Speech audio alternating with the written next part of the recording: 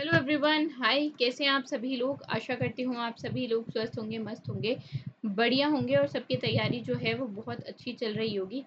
तो चलो आप आज के करंट अफेयर के सेशन की शुरुआत करते हैं। और जैसा कि मैंने पहले कहा था, कुछ पुराने दिन कुछ नए दिनों के साथ मिलेंगे। तो 29 तारीख को international day of tropics, national statistics day, दोनों 29 को हम ऑब्जर्व करते हैं।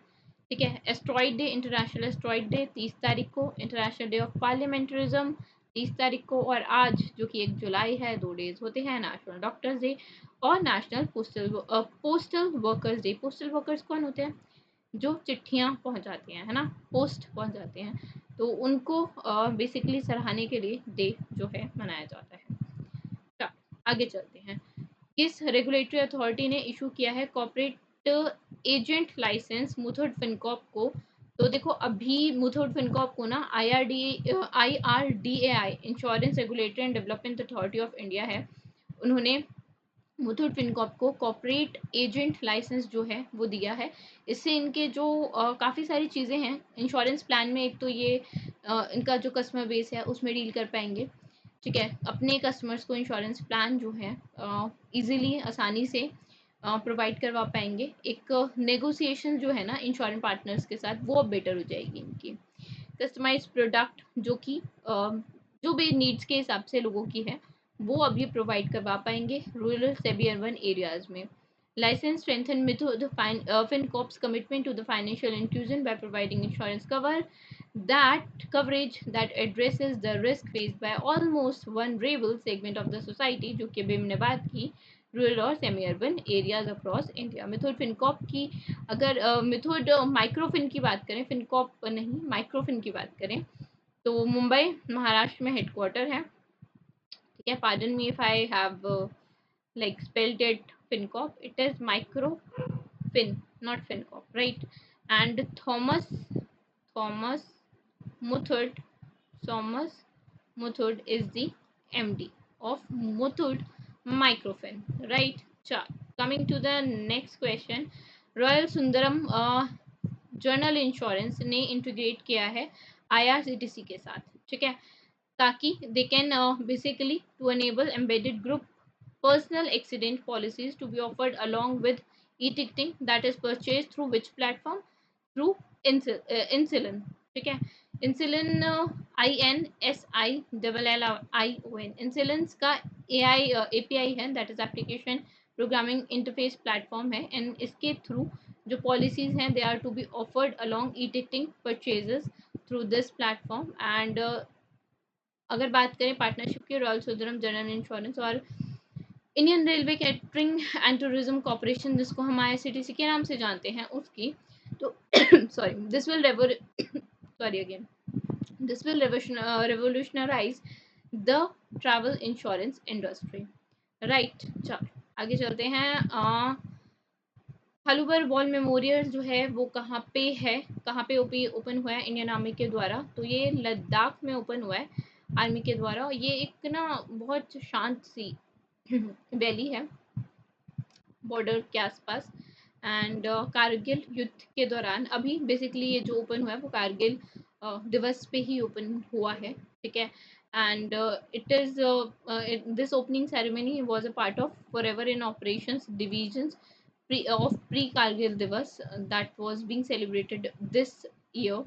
एंड अगर हम इंडियन आर्मी की बात करें तो headquarter is in new Delhi. अगर हम एक मिनट, न्यू दिल्ली। अगर हम चीफ ऑफ आर्मी स्टाफ की बात करें तो हम सब जानते हैं वो हैं मनोज पांडे जी। ठीक है। कौन है? मनोज पांडे जी। चल आगे चलते हैं। Who has been appointed as the director in the Department of Consumer Affairs under the Ministry of Consumer Affairs, food and public distribution? तो मृणाल कुमार दास हैं जो अपॉइंट हुए हैं अभी as the director of department of consumer affairs under the Ministry of Consumer Affairs, Food and Public Distribution, and he has been appointed for a period of 5 years, right? अच्छा आगे चलते हैं। मार्क रूते जो अभी अगले सेक्रेटरी जनरल बनेंगे NATO के, north Atlantic treaty organisation के, वो किस देश के पीएम है? वो नीदरलैंड्स के पीएम है। और अगर नीदरलैंड्स की बात की जाए तो फाउंडिंग मेंबर है नीदरलैंड नाटो का। ठीक है। नाटो जो है वो 1949 में एस्टैब्लिश हुई थी। हेडक्वार्टर है नाटो का बेल्जियम में। ठीक है, बेल्जियम ब्रुसेल्स में है, बेसिकली ब्रुसेल्स बेल्जियम में। और मेंबर 32 हैं और सभी 32 मेंबर्स की सहमति के साथ ही ये जो है अभी मार्क रूटे जो है वो सिलेक्ट हुए हैं as next secretary general of NATO. And इनका जो कार्यकाल है 1 अक्टूबर से चालू शुरू हो जाएगा। राइट, चार। अच्छा, इनसे पहले कौन थे? जेंस स्टोल्टेनबर्ग जो थे वो इनसे पहले थे। आगे चलते हैं। Third round of foreign office concentration अभी इंडिया और किस कंट्री के बीच में हुई थी? ये अभी इंडिया और बेनिन के बीच में हुई थी। एंड इंडियन डेलीगेशंस में अगर बात करें तो सेवाला नायक मूडे थे। और अगर बेनीज डेलीगेशंस की बात की जाए तो वहाँ से फ्रैंक एडमिरल अफोको थे, जिन्होंने डिस्कस किया बहुत सारे इश्यूज पे, political, trade, economies, defence, development partnership, capacity building, cultural relations, and many more.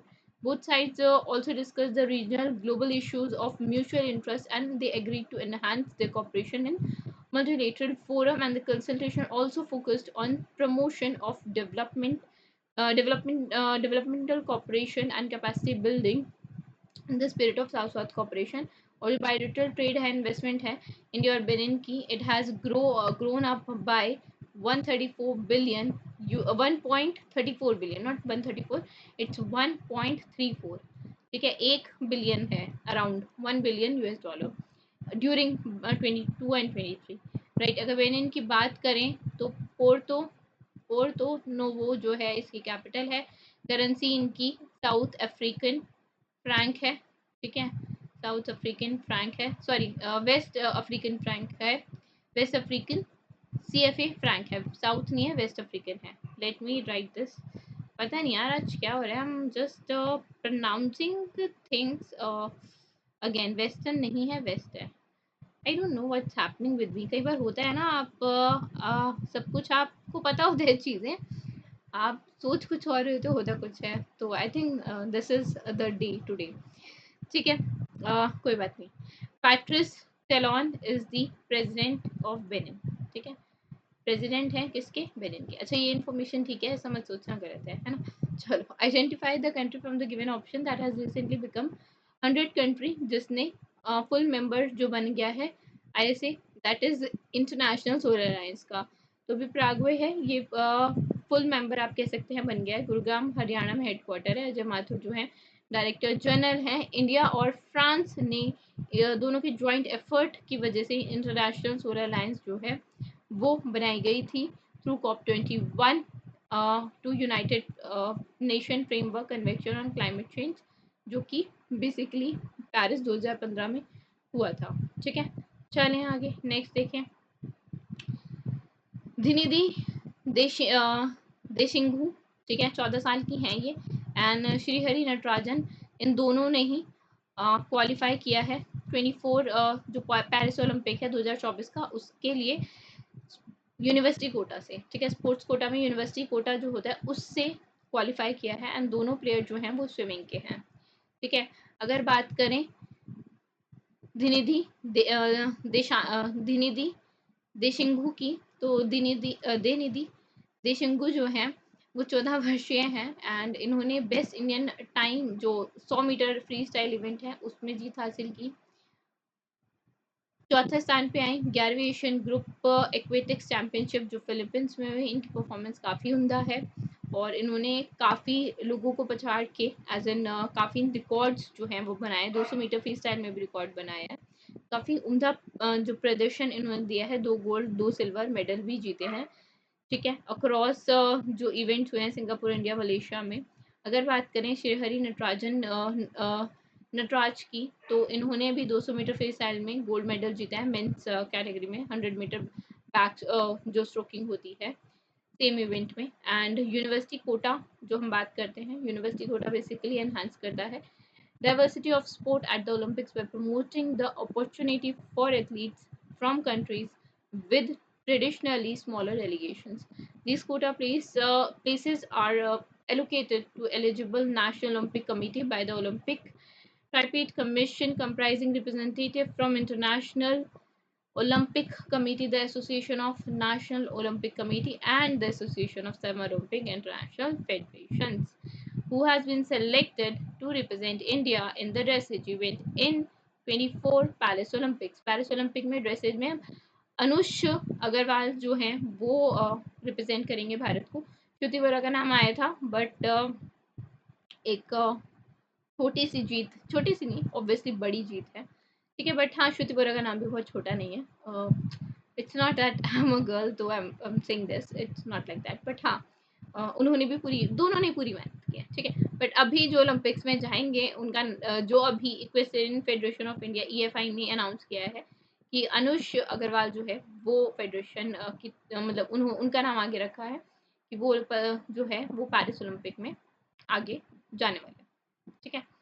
अगर बात करें फेडरेशन की, तो जो भी लाइक मिनिमम जो क्राइटेरिया है वो 67% का है। 67% अगर ट्वाइस आ जाता है 1 जनवरी 2023 से 24 जनवरी 24 जून 2024 तक, ठीक है, तो वो पेरिस ओलंपिक के लिए क्वालिफाई हो जाएगा। आगे चलते हैं।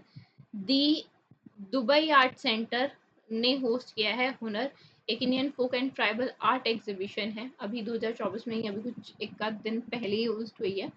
एंड फोक आर्ट जो है वो जनरली रूरल कम्युनिटी को सिग्निफाई करता है।